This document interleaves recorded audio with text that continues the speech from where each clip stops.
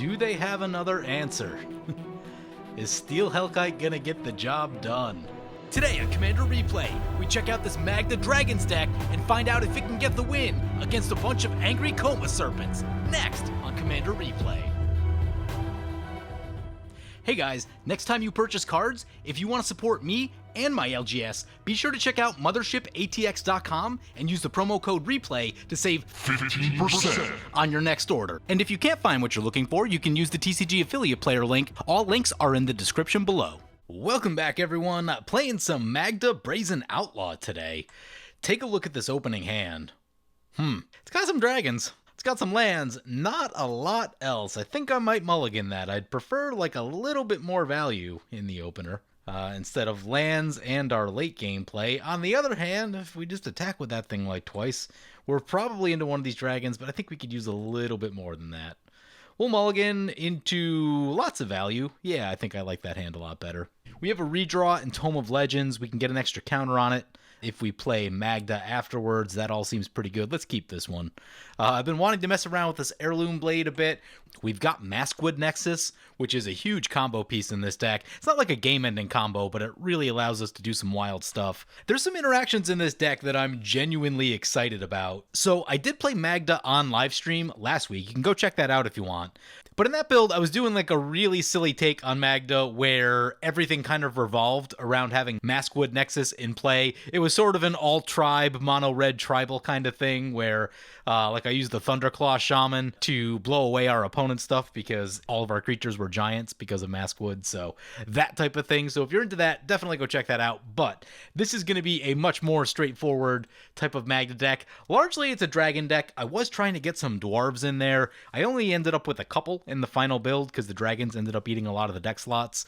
So mostly a dragons deck. I had originally planned to call it Dwarves and Dragons, but at this point, it's mostly just dragons. And you guys know me. I'm never one to miss an opportunity to play a flying tribe, so here we are playing some Magda Dragons.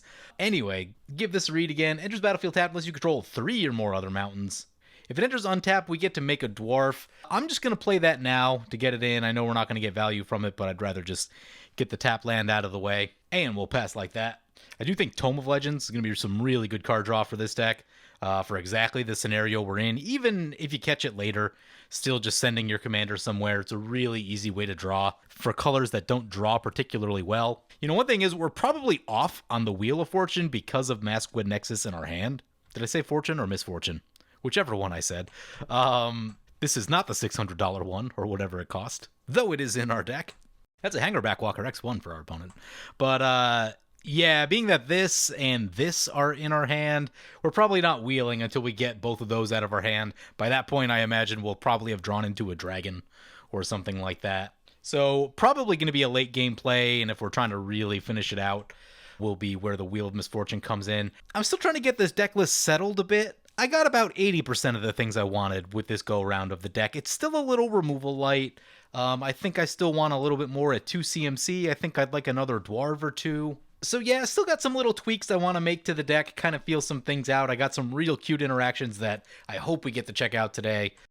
That does bring it to our turn, though. We draw this Bonder's Enclave. We'll get the Nykthos into play. Great little land to have around.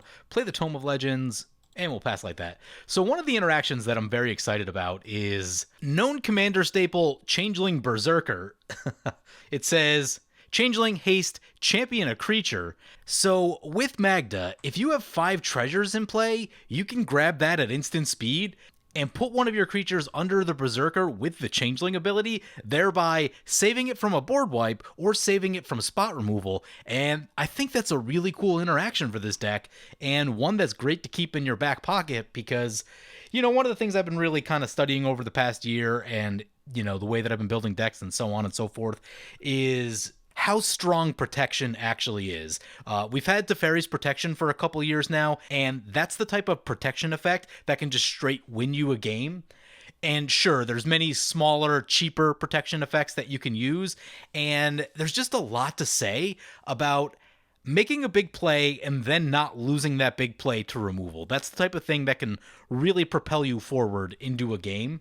And It wouldn't necessarily seem like it with the Changeling, but being able to grab that at instant speed is actually a huge deal, because red doesn't have great protection like that. So going to grab that at instant speed could potentially save a big dragon or whatever creature you're trying to save. So pretty excited about that. Hopefully we get to do it today. Anyway, all that rambling, few things happen. So opponents fired off Nature's Allure, Farseek, this tapped to put a counter on itself, and we've got a Tana the BloodSower from our opponent. With that, that does bring it back to our turn. We are now on our turn 3. I think we'll get the Bonder's Enclave in, just in case. We'll play Magda. We'll get another counter on the Tome of Legends, and then we'll draw with the Tome of Legends. Ooh, a Soul Ring. Yeah. That'll be nice for next turn. I'm not sure that I'm just going to run the Maskwood Nexus down there. There's some really cool stuff that we can do later on, so I think I'm just going to hold that for a bit. I may actually play with this Heirloom Blade a bit, because been excited to get going with that one. There's some boots for our opponent, but, you know, this is a really good Forgotten equipment. It's cheap, which is really cool, but it's also aggressively costed for a +3/+1 equipment. 3 and 1 is very solid. The only thing it's really missing compared to others is evasion, but it does give you card advantage when your things die, and that's also very cool. So it's not as aggressive as some of the other equipments, but even still, +3/+1 means that, like, in this early part of the game, we can still pressure people just by attacking, and they probably won't block because they don't want to lose their thing. And yeah, it's just an equipment that I don't get to use as much as I like to. It tends to come up a lot more when you're doing budget stuff or when you're doing tribal stuff. And in this situation right here, I think this is actually just a great deck for it, so super excited for it. Anyway, with all that going on, opponent drops down a Doubling Season. Yep, seems good with that. And their commander is Shalai, so also going to get some counters out of that. No white mana yet over there. And opponent plays themselves a Vampiric Tutor, going on the tutoring. Plays a Mana Crypt. Wonder if that was from the Vampiric Tutor. No way to know, but, you know, it's a pretty good piece of mana ramp. Into a Talisman, so all the ramp over there. Ooh. Into a Tevesh Szat, Doom of Fools. Yeah, we'll probably want to do something about that. I am running Vandal Blast today. I don't always. In Mono Red, I'll run it, but if I'm running Boros, I don't tend to run Vandal Blast, because for 1 more mana, you get Austere Command, an Hour of Revelation, and oftentimes All is Dust. Well, All is Dust doesn't usually get artifacts, but it gets everything else. So usually when I've got white in the mix, I'll rely on other bigger board wipes. But yeah, Mono Red, we've got Vandal Blast in here. Might be able to blow away some of that stuff if we run into it. Tana goes on the attack, hits Poison in the face for 2. Gets themselves 2 tokens. They're going to +1 this Tevesh Szat. You may sacrifice another creature. If you do, draw 2 cards, then draw another card. If the sacrifice permanent was a commander. It was not a commander. So we're going to +1. Luckily, still a ways to go. It's that 5 loyalty. Takes 10 to ultimate it. They've got a +1 and a +2, so still a few turns away. We've got a little time there. That brings it back to our turn, and we draw into a card that I've actually been looking to test, and that's this Dwarven Reinforcements. So I think we're going to get a good opportunity for that right here as well. Play the Mountain. Play the Soul Ring. We could attack over to here. They might block with... we only have 1 toughness. Let's keep that in mind. That's important to remember. So what I think I'm going to do is attack over to Poisoned, Tome of Legends, and we'll get a treasure token. One of the things in this deck is managing your treasure tokens, because sometimes you want to use them for mana. Other times, you want to start working toward that 5 treasures to start tutoring stuff out of your deck. So it's a really delicate balancing game right there. Opponent takes a poke for 2. We get our treasure token. Love it. Let's play this Dwarven Reinforcements. Oh, we could foretell it. I think we just hardcast it. No reason not to. So we'll cast the Dwarven Reinforcements. We'll get 2 dwarves out of the deal, and I think this is a very reasonable card for this deck because it will help us to get more treasure tokens quickly. And hey, this gives other dwarves +1/+0, so they actually come in as 3/1s. Yeah, seems solid. And with that, we will draw with the Tome of Legends. Want to keep hitting those lands if we can. There's a Mind Stone, very reasonable. We'll pass like that. So all that rambling so far, we haven't actually talked about Magda's abilities. It's a 2-mana 2/1, says other dwarves you control get +1/+0, and it says whenever a dwarf you control becomes tapped, create a treasure token, and then sacrifice 5 treasures, search your library for an artifact or a dragon card, put it onto the battlefield. Such a cool ability. Magda is very good. I've played it 1 time already. I've seen it once or twice. It just does a lot. It makes mana. It tutors things directly from your deck into play. There's definitely a lot of crazy things you can do with Maskwood Nexus, if that's a direction you want to go. I'd say you probably want to run it anyway, just because even turning your dragons into dwarves will give you a lot more treasures. And, you know, if you do that a few times, you're probably going to win the game. You're probably going to have a giant dragon army. So just a lot of interesting things to do. I haven't gone super deep on the artifacts that you can pull out. I know you can grab a Blightsteel Colossus if you want, if that's your speed. I'm not really a Blightsteel Colossus kind of guy, but, you know, if you enjoy it, have at it. A couple other interesting artifacts that I noted were Cage Sun, Gauntlet of Power for the mana doubling, Meteor Golem as a removal spell, especially for things that red struggles to get rid of. Sandstone Oracle, decent card draw if someone's got a lot of cards.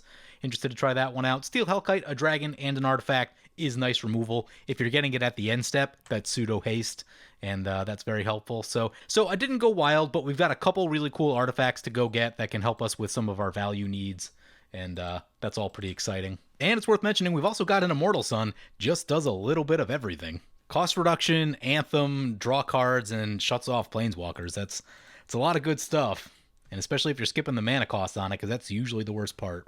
And with that, let's take a look at what our opponents are actually playing today. First up, we've got Poison Sugar piloting Koma, Cosmo, Serpent. His opponent has a mana crypt flip right there. Koma is very good. 7 mana, 6/6, can't be countered. At the beginning of each upkeep, create a 3/3 blue Serpent creature token named Koma's Coil. Sacrifice another Serpent, choose one. Tap target permanent, its activated abilities can't be activated this turn. Or Koma gains indestructible until end of turn. That's a lot of good abilities, and it puts a lot of power onto the board quickly. Its only real drawback is that it's 7 mana, but that's not really that big of a deal. It's a Simic commander. You can easily have that thing into play on turn 3 and turn 4 if you want. And the fact that the Serpents give it indestructible is a really big deal in my opinion. I wish that protection effect were slightly weaker. I would prefer it was hexproof just because that would shut it off from spot removal. Indestructible shuts it off from a lot of board wipes, which I don't love. Like, red is going to have a bear of a time trying to get rid of that thing. Even white, it's probably got to be your swords or your path. Something exile based, which I don't love. Indestructible just felt a little bit too good to me. That's a pretty strong keyword right there. And I know there's plenty of things that get around it. Black and blue tend to deal with indestructible much better than like white and red do. But very powerful card, does a lot of things. Gonna want to watch out for that. They're on 5 mana currently, so I'm sure we'll be seeing that thing sooner or later. Next up in the middle, we've got Hammerbangers piloting Shalai, Voice of Plenty. One we've seen on the channel a bit. 4 mana, 3/4, flying. You, planeswalkers you control, and other creatures you control have X-proof, so fantastic protection right there. And pay 6, put a +1/+1 counter on each creature you control. It seems expensive, and it doesn't seem that good, but late in a game, putting like +2/+2 on your stuff can swing a game pretty far in your favor. Now, obviously, a lot of it's going to depend on what's going on the board, and I'm not saying it's like the first thing you do, but if you're set up well, I've seen the +1/+1 counter ability really just be able to shift the table in your favor. When all your 1/1s and 2/2s start becoming 3/3s and 4/4s, it's a pretty big deal, and it can be hard to defend against a lot of creatures that are growing in size and can grow at instant speed. But cool little commander. Looks like they've got a counter theme going on today. Ooh, no. No, that's a Decimate. Wow. God, I hate Decimate. Oh, man, I was in such a good mood until that happened. Counterspell? Someone counterspell. Nope, they're going to put a thing on the Hangerback Walker. Decimate, targeting land, our Tome of Legends, our Magda, and this doubling season. Woof. Back to the command zone. Ouch. So, this turn we're probably going to have to recast Magda, which I don't love. And we're also going to want to work on that Tevesh Szat. Don't know how much mana we're going to have here. Wouldn't mind the land off the top. There's the land off the top. A lot of colorless lands. I might be cheating on the colorless lands a bit. We'll see. Recast our commander for 4. And we'll have exactly 4 mana to equip the Heirloom Blade if we want. Opponent's going to proliferate. They're going to proliferate their Hangerback Walker. Cool. It's up to 5. I think they actually could have did that in response to the Decimate. Got an additional counter out of it. And we're going to play the Heirloom Blade. This may not be the best use of treasures, but I am going to sacrifice the treasure to equip it, because now they'd have to block with both of their things, and I don't know if they want to do that. We're going to send that into Tevesh Szat. We're going to send this one over to Hammer. Our commander's got to stay put because it doesn't have haste. We'll get 2 treasures out of the deal. Things to think about. If this board state holds up, we'd be able to attack for 3 next turn, and we'd have the 5 treasures we need. So I was thinking about the Mind Stone and thinking about moving the equip, but because we're set up to do things next turn, I'll probably just hang off on that. Opponent blocks with 1, it goes down, we poke opponent for 3, and we'll pass like that. Our final opponent, by the way, is 7 Deadly Sins, piloting Tana the BloodSower and Tevesh Szat, Doom of Fools. Tana makes tokens equal to the amount of damage it deals to someone, and Tevesh Szat we've already read a little bit. We talked about the +1. The +2 is create 2 Black Thull creature tokens, and the -10 is gain control of all commanders, put all commanders from the command zone onto the battlefield under your control. Pretty good. Pretty good. Definitely don't want to get hit with that ultimate. Hangerback Walker into the Tevesh Szat, assumingly they'll block with this last token. And they do. Mana crypt for opponent. Hammer says his deck hates him. No white mana. Rough. I'm sure he would appreciate a Wheel of Misfortune, but we gotta hold our stuff for a little bit before we do that. Opponent did get a Chromatic Orrery into play last turn while I was talking, by the way. Pretty good card right there. Spend mana as though it were any color. Taps for 5 mana. You can draw a card for each color among permanents you control. So in their case, up to 3. Naturally. If they steal a bunch of stuff, then more. Yeah, it's a little bit slow, but it does a lot of nice things. Where you see it most is in a Sisay deck, where it tends to be very good because you can tutor it out, and it basically gives you a retutor on Sisay, so super sweet in that deck. Probably need to be built for it if you're using it in other decks, but definitely a nice thing at the top end if you're needing to mess with either big mana or mess with mana colors one way or another. Tends to come out at a point in the game, too, where, like, artifact removal has already been used. If someone's playing nasty artifacts and enchantments that need to get blown up, because this comes down later, a lot of times I have seen it survive because the removal's already been used, so. Tana going on the attack. Into Poisoned. Ooh, a Mortal Sun may actually be a great pickup. I'm probably going to wait, though. Like, you can use this ability at instant speed, so I'm probably going to wait as long as I can before we actually tutor for something. He's going to sacrifice another creature to do the draw thing. Ooh, that's a black market for opponent. That's a nice play to make right before you drop a board wipe. Hopefully that's not what's happening right here. But my spidey senses are tingling. Croson Grip on the Hangerback Walker. Ooh, interesting. Not that scared of our Heirloom Blade, although tokens are really effective against Planeswalkers, especially flying tokens. Just hard to block. Oh, they're trying to get a counter on the black market. Okay. Also see what's going on. There's 5 Thopters. Ooh, if they play the board wipe now. Ooh. Don't play a board wipe. That's a chain reaction. Boy, do I hate being right all the time. Guess that's just gonna happen. Luckily, we did have this Heirloom Blade on the Dwarf Berserker, so at least we get something out of the deal. Nice plays by our opponents right there. And they're gonna get a lot of counters in the black market. That just became a high priority target. What do we get with the Heirloom Blade? So we reveal creatures from the top of our library until we reveal a creature that shares a type. There's a couple dwarves in the deck, not too many, and a couple changelings. We get Vault Robber. Gives us the ability to make additional treasures. Could be handy. I want to test this one out also, so actually doing a decent job of like drawing some of the cards I want to test. But we are going to have some things to deal with from our opponent's board state. If we could get haste on this Steel Hellkite, that would probably do a lot of good things for us, but we do not appear to have that card in this moment. There's a mountain. Play the mountain. I think the plan is going to be get the Mind Stone. I think we're going to cast the Steel Hellkite. This can make 2 treasures by... So when you tap it, you'll get 1 if Magda's in play, and then you get another one from doing the ability. So I think that's going to be worth casting it and burning a treasure right here. And then I'm going to put the Heirloom Blade on the Steel Hellkite, again burning the treasure. Steel Hellkite's a high priority target. If it gets blown up, then at least we get a dragon back out of the deal. I wanted to get Lightning Greaves in the deck, and I just didn't find a slot for it, so probably need to do that. If we hit opponent with the Steel Hellkite, assuming everything holds up, we could activate for 5, and that would get rid of the Planeswalker and the black market. Man, both opponents are really stuck this game. Koma hasn't played anything in, like, several turns. Losing the land, I think, hurt them pretty badly. Makes me wonder what's in their hand. Because they haven't been playing lands. They've got 5 mana. Feels like they should be able to cast something, but Decimate be nasty. Ooh, Pier's Whim.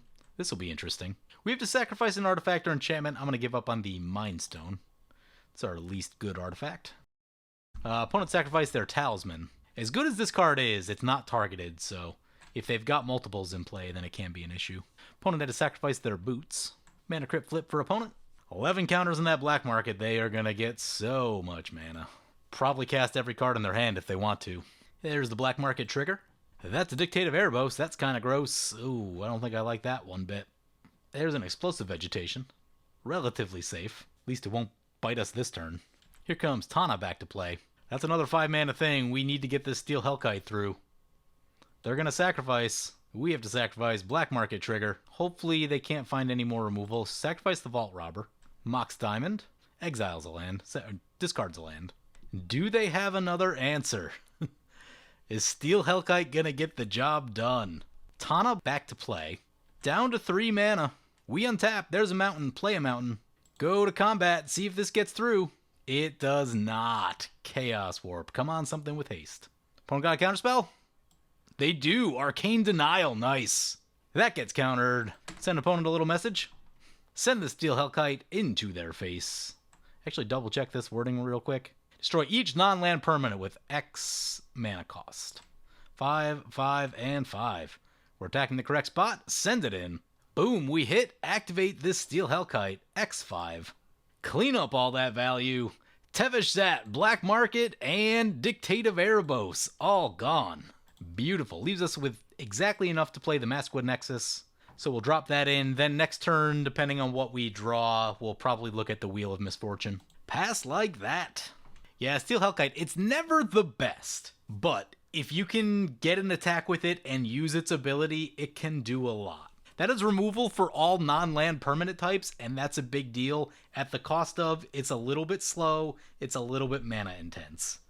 So, you know, if you can make it work, it's solid. I think this is a very good deck for it. AC, Tyrant of Gyre Strait, into play for opponent, then drops a landfall trigger. So now they're rolling. They've got 2 0-cost rocks over there, which may be worth cleaning up. A lot of mana happening. There's also the Chromatic Orrery, but Chromatic Orrery is a pretty big mana investment for us. The Steel Hellkite isn't exactly going to finish the game for us, I don't think. So, you know, we probably need to make some other plays in the process. Mana Crypt for our opponent. Soul Ring. Juniper Order Ranger. Cool card. Combos with a few things. But looks like they're all in on the +1/+1 counter theme, so obviously makes sense here. Mana Vault for opponent. Tevesh Szat back to play. Perforos. Ooh. Perforos is really strong. With Tana running around, this thing makes tokens. We will lose a lot of life really quickly. Tana coming our way, yep. Can't block. We're at 40 somehow. Down to 38, 2 tokens. That'll be 2 Perforos triggers. We'll be going down to 34. Gonna sacrifice one. The Abyss. Oh no. Target non-artifact creature. We've got an artifact. Yeah. Man, opponent's got some nasty stuff. And like, we can't just spend all of our mana trying to blow up their things. Cause we need to further our own board state somehow. Koma is really good against the Abyss. They can get that into play. I assume they'll be bringing that in next turn. Brings it back to our turn. The Abyss does not get us. There's a Jeska's Will. That's interesting. Opponents have 5 cards in hand, so we get a little bit of mana back on it. We don't control our commander, so we can't choose both modes. Jeska's Will, Wheel of Misfortune. I think that's what we're doing. I feel confident Hammer doesn't have anything they're going to do at instant speed, so I'm going to use the Jeska's Will, get the mana. We're going to Wheel of Misfortune. My question is, how badly do people want to draw? Because Poisoned and Hammer haven't played a lot of stuff in their hand. Hammer probably wants to. He said he has a handful of white cards and no white mana, so he's probably going to want to wheel. I don't know if 7 Deadly wants to wheel. I'm going to pick 7 as the number. And the thing you got to be careful of, too, is that there's a Perforos on the battlefield. So if you pick a really high number, Perforos will demolish your life total. Looks like we got a 5 and a 3 from our opponents. We took the 7, so we chose the highest. That's a Volcanic Offering. Yeah, we can do some things here. A lot of lands. A lot of lands right there. That's probably not the most ideal. Got 4 mana floating. We've got 4 in play, and then 5. That's 9 total mana. What is our command? I think our commander's on 6 right now. 7 Deadly did not wheel. Smartest thing is our red mana is going to get very awkward. Let's get the Hedron Archive into play. Start with that. Magda will get us a treasure off of the Hellkite. That's something to think about. We have to be careful of the Abyss, though.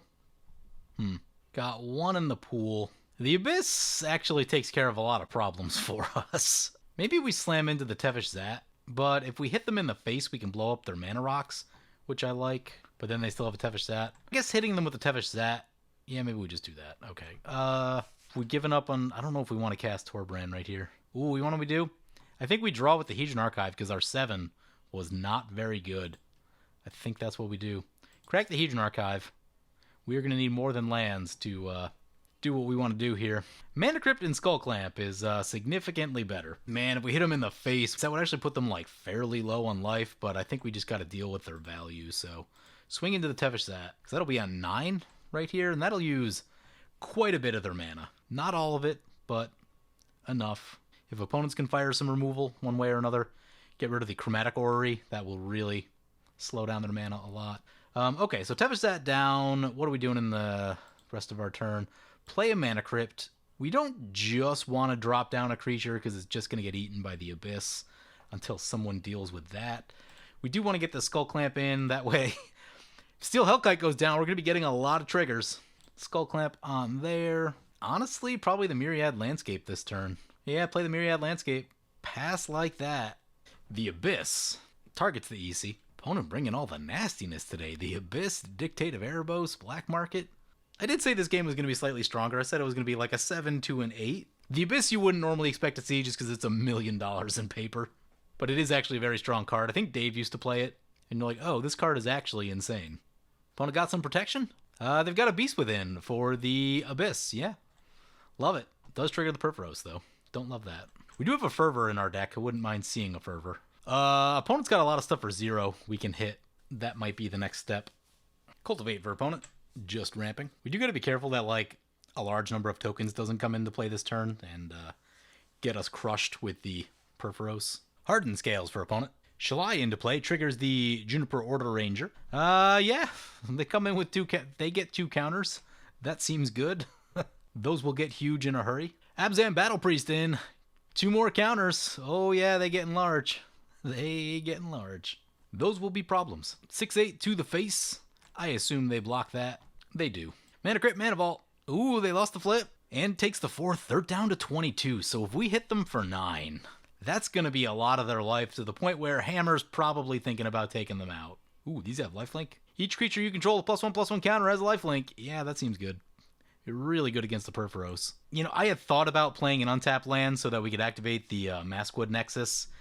But I wasn't sure if opponents were gonna take down the Abyss, and they did. So, like, kind of getting punished a little bit for playing the Myriad Lance. Oop, that's a Blasphemous Act. Maybe not. Maybe not. Time to get all the glorious triggers, though. Skull Clamp and Heirloom Blade. Which one do we go with first? Let's go Heirloom Blade first, since we did hit a pretty big pocket of lands. So Skull Clamp on the bottom. Use the Heirloom Blade. Burnished Heart. Oh, Changeling. Right. Not ideal. Not ideal. Was looking for the big bruiser right there. There's a Deflecting Swat. Could be useful. Now the problem is we badly need some haste. We have haste lands in the deck. Don't think. There's also Fervor. Hopefully we run into that Fervor. And just get anything going with haste. That is where we want to be. I guess we can. We can put the Skull Clamp on the Burnished Heart and crack that. Get the lands. Get the cards. Get another creature. All seems very good. This seems like a very controlling deck right here. So, assuming they don't just hit some combo and win, I feel like we've still got a little bit of time. It's turn 9, so you don't want to take too long in doing what you're doing. But we've also got a Deflecting Swat, which I guess is helpful for a lot of different things. Also, Volcanic Offering. Yeah, we can just go on the hard ramp plan this turn. Crack Burnished Heart, crack a Landscape. Tana back to play. Maybe get our commander in if we can. See how much mana we have. Oh man, if we can find Volakut and then do all that. If we played Volakut, we'd have to get a few more lands in first, but if we did, put 4 lands in at a time, that's some pretty good Volakutting. Bojukabog on the Koma. Yep. Losing their graveyard. Ooh, opponent's out of gas. Taps all their mana and passes. We have worn them down. Still got a Perforos, though. That'll kill you in a hurry. Flamekin Village off the top. Mana Crypt flip. Lost the flip. It is a Volakut, the Molten Pinnacle. Well, get that Volakut into play. Current mountain count is 3. Play the Burnished Heart. Equip the Burnished Heart with all the stuff. How much mana do we have left? We have 4, 5, 6, 7. We could cast our commander, which I've been kind of wanting to get. Let's try to get Magda back in. Hopefully it'll stick. Oh, no. We won't have enough to... Yeah, let's get Torbrand then. Get Torbrand, and that gives us the ability to sit on Deflecting Swat and the Burnished Heart. Also, the Myriad Landscape. Pass like that. Got so much value stacked up in this Burnished Heart. Opponent's using the Path of Ancestry. Is it commander time? Yep, here comes Koma. They get the Scry trigger off the path. Yeah, I mean, the thing with a Koma deck is just, like, ramp a lot. I don't know if there's that many other cards that are going to do what Koma does. Just ramp and get your commander in. It's one of those type of decks. Similar to, like, Gishath. Nothing matters as much as getting your commander in. It's going to do most of the things you need it to do. Mana Crypt and Koma trigger. I won't lie, I don't actually know how we're going to really deal with this Koma. I think it can be an absolute nightmare for us. Deflecting swap, maybe. But if they just keep getting tokens, it's an issue. It's an issue. I guess we could, like, if we Volakut them really hard, might be the answer. We need to get, like, probably one big attack in if we can in the air. Or, even, you know, if Perforos wears them down a bit, then we're probably on the Volakut plan. There's a Mana Gorger Hydra. Card that doesn't see enough play. This thing just gets huge. It's got trample built in. It's an aggressively costed creature that scales really well at all points of the game. Swords to Plowshares on our Torbran. Do we deflecting swap that to get rid of the Koma? Yeah. Was looking forward to that Burnished Heart mana, but... because this will solve two big problems for us. One, keeping our Torbran alive. Two, getting rid of the Koma. Ew, opponent's gonna Lazotep Plating. Give themselves hexproof until end of turn. At least it's out of their hand, but... means we probably just hit the Mana Gorger Hydra with the thing. This is a really good blue card, by the way. Yes. Yeah, maybe we just shoot the Tana. If we can't hit the Koma, which I badly want to do, then this seems like a good place to be. And now they're kind of wide open. We've burned a lot of their mana. Although this Mana Gorger Hydra is quickly going to get out of Volcanic Offering range. Shalai coming in. Yeah, you know, maybe we should have just shot the Mana Gorger Hydra. Maybe we should have. Koma, Mana Crypt, Mana Vault. Let's see what opponents got for us this turn. They kind of ran out of steam last turn, so I don't know if they have like a giant play in their hand or if they're just on like lands and nothing. 3 visits, Mana Gorger Hydra. We're going to have to get this Labyrinth in play. Was hoping to get a mountain so we could work our way towards Volakut. Volakut requires 5 other mountains.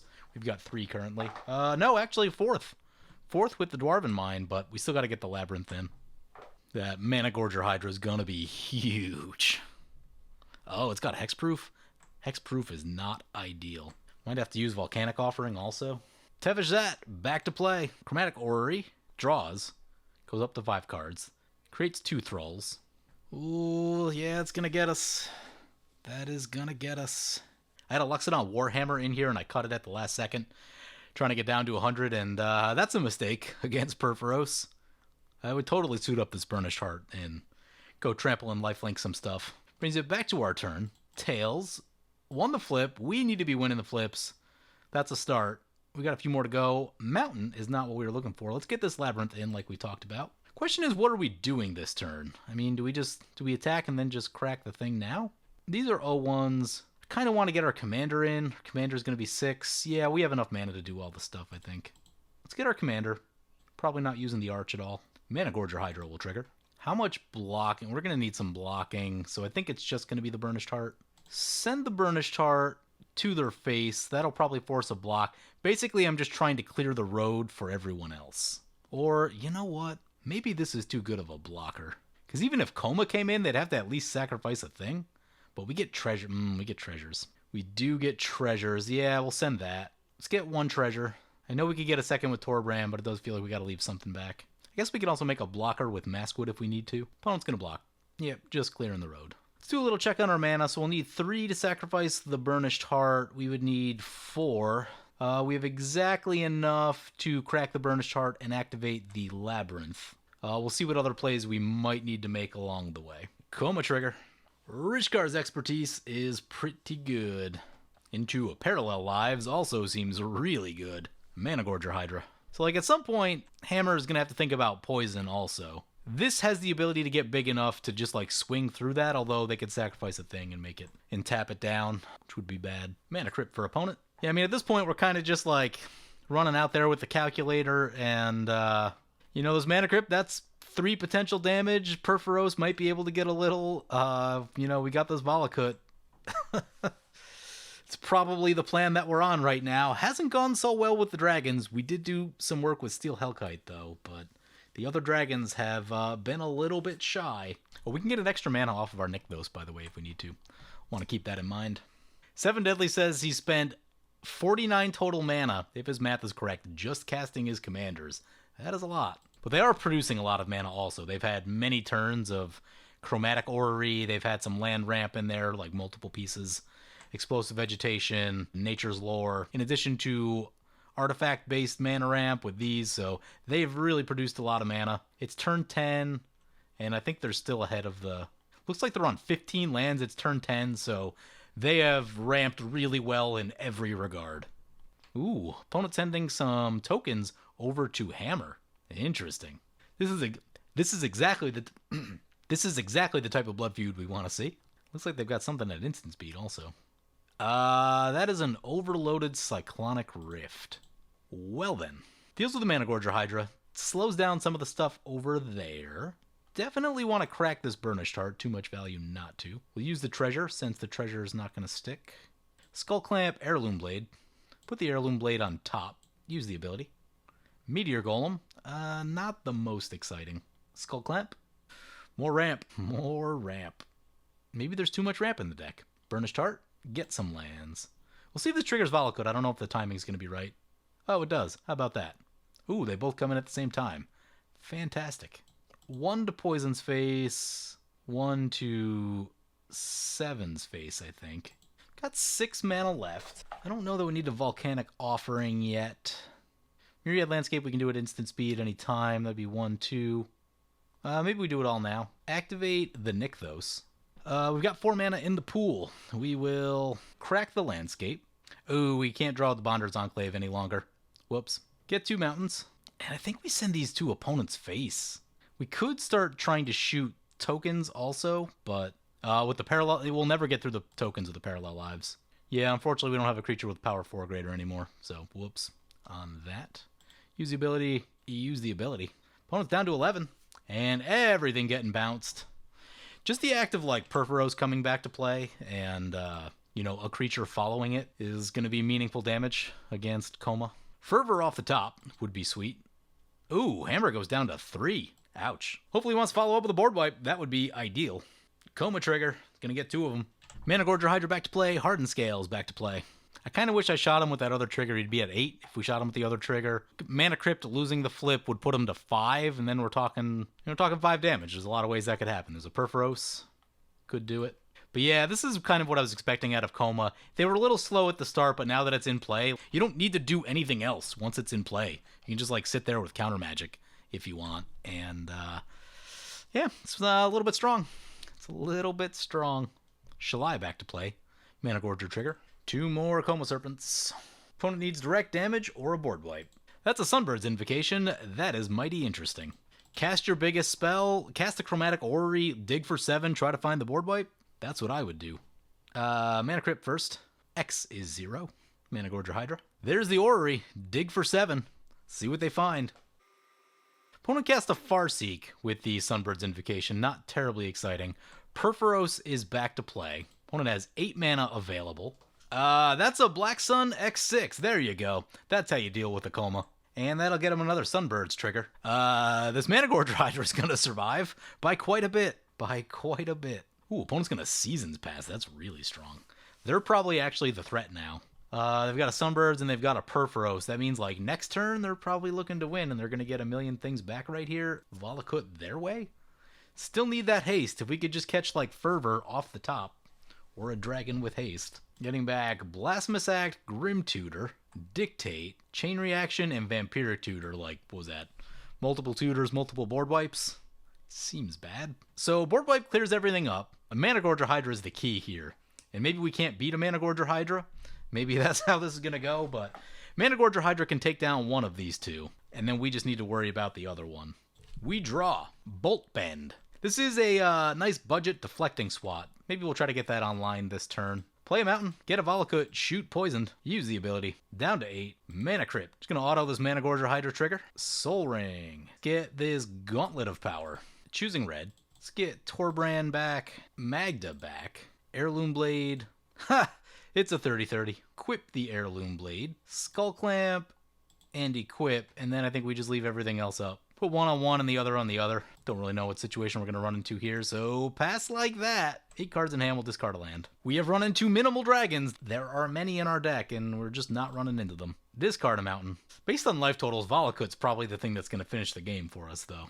Mana Crypt flip. Do they win it or lose it? They won the flip, staying at 8. Koma, back in. Yep. Gets the scry off the Path of Ancestry.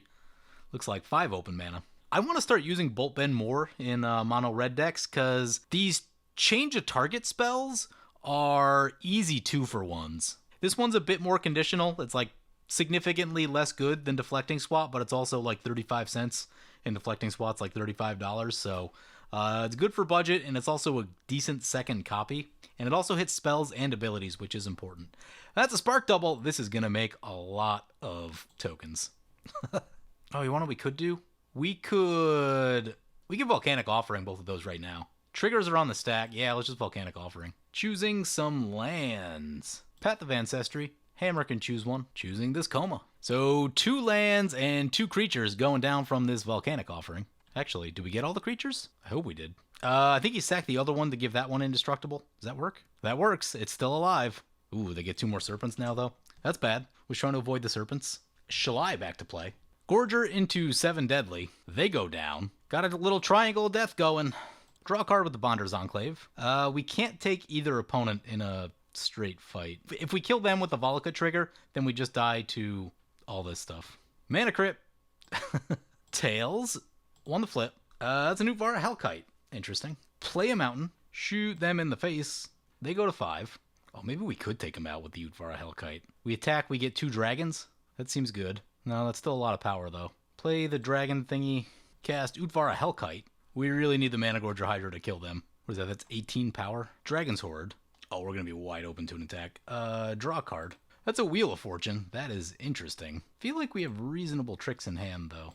I'm going to pass like this. I don't think we do anything right here. I think we just try to hide behind our stuff. Mana Crypt flip. Oh, maybe we should have Wheel of Fortune. What we can do? We can Bolt Bend on their commander if they try to tap. 2 more Serpents. They're down to 2. Volcanic trigger gets them. 2 opponents in Volcanic range. That's a Craterhoof Behemoth. That is not ideal. That is not ideal. Yeah, that's probably going to end it. Yep. The one Koma saving the other Koma was the problem. Yep, now they are huge. They're all 13-13, so you get hit like by 2 of them. And that's that. Craterhoof our way. Yep. 13-13 our way. Another 13-13 our way. A lot of them coming our way. I guess we try to draw a card to see if we can find something. Nope. Another land. We have flooded. Remove the big one from combat. Guess we'll also make some extra mana. Still 3 coming our way. That's 39. That's still a lot.